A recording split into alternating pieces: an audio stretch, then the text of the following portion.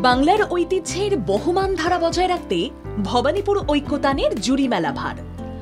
বঙ্গ সংস্কৃতির সঙ্গে জড়িয়ে থাকা দুর্গাপুজোতেও ভবানীপুর ঐক্যতান নতুনত্বের ছোঁয়া দেয়। পরম্পরা বজায় রেখে নানা সামাজিক কর্মকাণ্ডে সমাজবন্ধু এই সংস্থা সাড়া ফেলেছে। মানুষের জীবনের রক্তের মূল্য অপরিসীম। রাজ্যবাসীর কাছে রক্তদান উৎসব আলাদা মাত্রা পেয়েছে। অনেক সময় দেখা যায় রক্তের অভাবে রোগীদের জীবন সংকটের মুখে পড়তে হয়। মুমূর্ষু রোগীদের জীবন বাঁচানোর জন্য রক্তের যোগান বজায় রাখা জরুরি। একথা ভেবে রাজ্য সরকার নানা ব্যবস্থা নিয়েছে। ব্লাড ব্যাংকে রক্তের সরবরাহ ঠিক রাখার জন্য নানা সমাজসেবী সংগঠন সাহায্যের হাত বাড়িয়ে দেয়।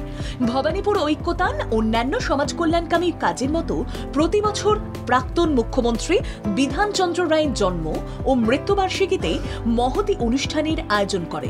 উৎসাহী মানুষ স্বেচ্ছায় রক্ত দিয়ে সামাজিক বন্ধন দৃঢ় করার অঙ্গীকার করেন। ৬৪ সাল থেকে আমরা শুরু করেছিলাম এই রক্তদান শিবির এবং বিধানচন্দ্র রায়ের জন্মদিন হিসাবে পরবর্তীকালে একই দিনে মৃত্যু হওয়ার পর মৃত্যুদিন হিসাবে এই ১ জুলাইকে আমরা বেছে নিয়েছিলাম রক্তদান শিবির করার জন্য। সেইটা আজকে ৬৪ সাল থেকে চলছে। আজকে ২০২৫ সাল, আজও আমরা চালিয়ে যাচ্ছি রক্তদান শিবির।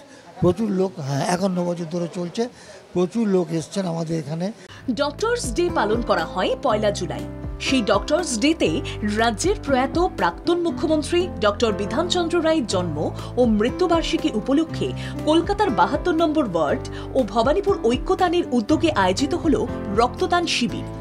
১৯৬৪ সাল থেকে রক্তদান শিবির আয়োজিত হয়ে আসছে এই অনুষ্ঠান। মঙ্গলবারের অনুষ্ঠানে উপস্থিত ছিলেন সাংসদ সুব্রত বক্সী, সাংসদ মালা রায়, বিধায়ক দেবাশিস কুমার, মেয়র পরিষদ সন্দীপ রঞ্জন বক্সী, মেয়র পরিষদ বৈশানর চট্টোপাধ্যায়, চৈতালি চট্টোপাধ্যায়, পারমিতা চট্টোপাধ্যায় সহ অন্যান্য ব্যক্তিত্বরা। মানবিকতার স্বার্থে অনেকেই রক্ত দিয়ে থাকেন। রক্তদানের মাধ্যমে বাংলার রূপকার বিধানচন্দ্র রায়কে শ্রদ্ধার্ঘ্য জানানোর অনন্য সুযোগ পেয়ে শহরবাসীও বেশ খুশি। ক্যামেরায় সুপ্রতীক সাউয়ের সঙ্গে সুভাষ বৈদ্যের রিপোর্ট, বাংলা জাগো।